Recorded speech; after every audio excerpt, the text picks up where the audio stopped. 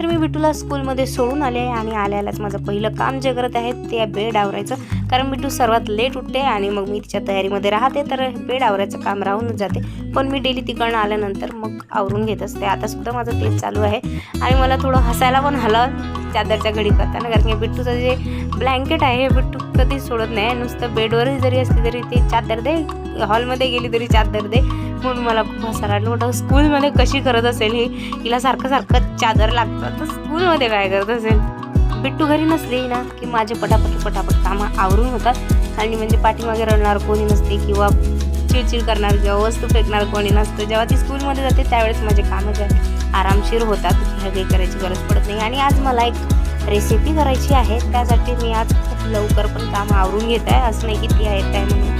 इथे आमच्या सासूबाई जेवण करत आहे. बिट्टू स्कूलमधून आले, आज बडे पप्पा घेऊन आलेले आहे आणि इथे बिट्टू बसले आहे, आपली एकटीच खेळत आहे नेहमीप्रमाणे. एकटी ती जास्त खेळते.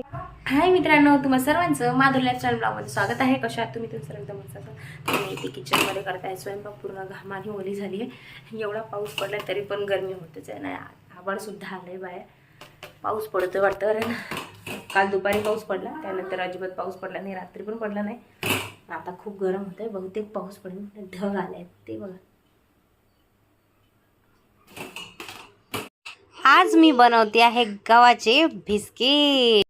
हे बिस्किट स्पेशली मी माझ्या मुलांसाठी बनवत आहे, कारण की ते होताना सकाळीच उठून स्कूलमध्ये जातात, त्यानंतर त्यांना चिडचिड होते, म्हणजे त्यांच्या भुकेमुळे त्यांना चिडचिड होते. माझा तरी मला माहिती आहे, जोपर्यंत माझी मुलगी थोडंफार काही खात नाही तोपर्यंत ती नुसता चिडचिड करत बसेल, आणि जर थोडंफार खाल्लं तर तिला बरं वाटेल, ते चिडचिड करणार नाही आणि शांत राहणार. तर ती बाहेरचे बिस्किट खाते, म्हणजे जशी की आपण आता दुकानामधले आणतो ते बिस्किट खाते, किंवा आपले मुलं पण. जर त्या बिस्किटापेक्षा चांगले तुम्हाला बिस्किट पाहिजे असतील तर तुम्ही हे बनवू शकता. तर हे पौष्टिक आहेत आणि गव्हाचेच आहेत, त्यामुळे तुम्ही मुलांना देऊ शकता. 2 दिवसापासून माझं चाललेलं होतं की गव्हाच्या पिठाचे बिस्किट बनवूया, तर मी हे बिस्किट पहिल्यांदाच बनवत आहे म्हणून खूप हसत आहे.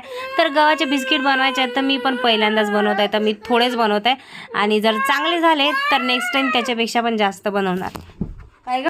चला तर मग मी घेतलं सर्वात आधी गव्हाचं पीठ घेतलं आणि ते पहिला गाळून घेतलं, कारण की त्याच्यामध्ये थोडंफार काही ना काही असतंच. तर मग कधीही गव्हाचं पीठ घ्याल तर ते गाळून घ्याल. त्यानंतर घेतली मी एक वाटी, का ती त्याचं मॅनेजमेंट असलं पाहिजे, म्हणजे साहित्य जे आहे ते आपलं बरोबर असलं पाहिजे. तर इथे माझं पीठ जे आहे ते संपत आलेलं आहे, कारण की आम्हाला आता बस गहू आमच्या चक्कीमध्ये लावायचे. आमच्या घरी चक्की असल्यामुळे आम्हाला टेन्शन नाही, आम्ही कधीसुद्धा लावतो. तर हे घेतल्या मी 2 वाट्या. तर 2 वाट्या बरोबर पीठ त्या कोटीमध्ये होतं, तर दोन्ही वाट्या व्यवस्थित मोजून घेतल्या. कढई तुम्ही गॅसवर बघत असाल तर ती कढई मी ठेवलेली आहे, ज्याच्यामध्ये आपण बेक करणार आहोत बिस्किट. आपण बिस्किट बनवतोय म्हटल्यानंतर आपल्याला पिठी साखरसुद्धा लागणार होती, तर पिठी साखर माझ्याकडे नाही आहे. मी पटकन साखर टाकला मिक्सरच्या भांड्यामध्ये आणि मिक्सर लावला, आणि मग 5 मिनिटात आपली पिठी साखर तयार. त्यानंतर लागेल आपल्याला एक बाऊल, आणि मग लागेल तूप. तर मी हे तूप घेतलं आहे गोवर्धनचं, कारण बिस्किट बनवायचे तर आपल्याला तूपसुद्धा लागेल. तर माझ्याकडे प्युअर गाईचं तूपसुद्धा आहे, पण हा जो गोवर्धन बॉक्स तुम्हाला दिसत आहे याच्यामधलं तूप कोणीच खात नाही आहे, तर त्याचा यूज मी आता बिस्किटसाठी करणार आहे, जेणेकरून आमचं तूप आमच्या कामामध्ये येईल. तर इथे अर्धी वाटी मी तूप घेतलं आहे. त्यानंतर त्या अर्ध्या वाटीमध्ये टाकत आहे आपण घेतलेली पिठी साखर, अर्धीच वाटी. आता दोन्ही साहित्य आपण इथे एकत्र करूया. एकत्र केल्यानंतर बघा कसं चेंज होतं. हे जे बॅटर आहे हे मस्त फ्लफी होईपर्यंत आपल्याला मिक्स करायचं आहे. हे बॅटर सर्वात महत्त्वाचं असते गव्हाच्या बिस्किटमध्ये. हे बॅटर जर चांगलं फ्लफी झालं तर तुमचे बिस्किट एकदम कुरकुरीत होतात.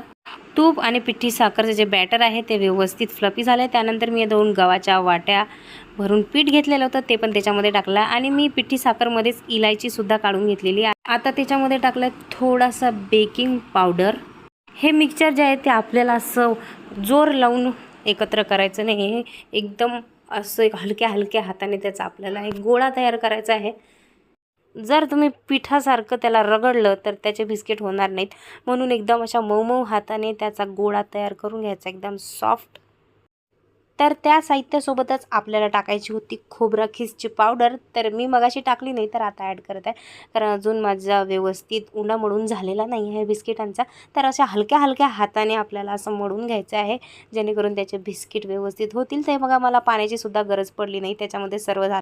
त्यानंतर एक गोळा बनवून चेक करायचं की आपलं पीठ जे आहे ते व्यवस्थित झालं की नाही. व्यवस्थित जर झालेलं नसेल तर त्याला जास्त क्रॅच पडतात आजूबाजूला, आणि नीट झालेलं असेल तर ते एकदम प्लेन बनतात.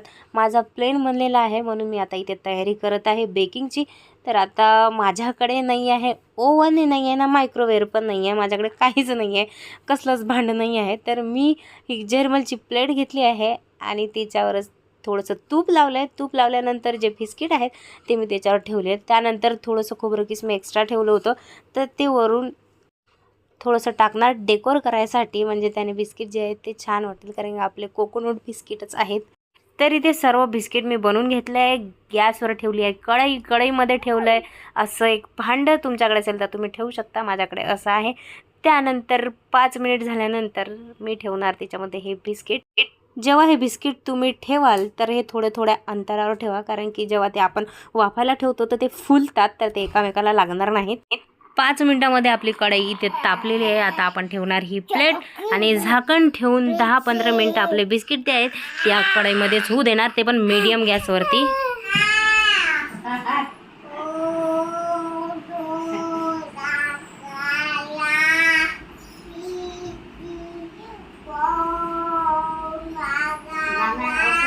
तर ती छोटीशी प्लेट होती त्याच्यामध्ये 3च मावले, तर आता मी मोठी प्लेट घेतली आहे आणि याच्यामध्ये सर्व बिस्किट जे आहेत ते सेट करून ठेवलेले आहेत. आता आपण हे बिस्किट बघूया जे आपले कढईमध्ये होते.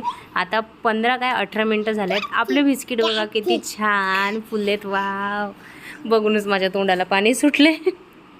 ते मोठ्या प्लेटमध्ये जे मी बिस्किट ठेवलेले होते ते आता कढईमध्ये ठेवल्यात. ते होईपर्यंत जे झालेले बिस्किट आहेत ते मी जरा टेस्ट करून बघते, कारण दिसायला तर खूप सुंदर दिसत आहेत. आता खाऊन बघूया कसे झालेत कसे नाही. खाल्ल्यानंतर तुम्हाला सांगते असं वाटतसुद्धा नाही आहेत की बिस्किट गव्हापासून बनलेले आहेत. एकदम छान लागत आहे, पण गरम असल्यामुळे माझं तोंड जळलं आहे. तू काय खाते? टोमॅटो. काय खातेस? टोमॅटो. बिस्किट खरंच एवढे छान झाले की मी बसल्या बसल्या तिन्ही लगेचच 2 मिनिटामध्ये फिनिश करून टाकलेत. माझे मिस्टर आलेत, त्यांनी त्यांचं जेवण केलं आहे. आता म्हटलं त्यांना थोडंसं काहीतरी गोड देते, मी केलेले बिस्किट दाखवते. चला, आज मिस्टरांना पण मी केलेले बिस्किट खूप आवडलेत. पानीपुरी खाना है, चलो आ जाओ.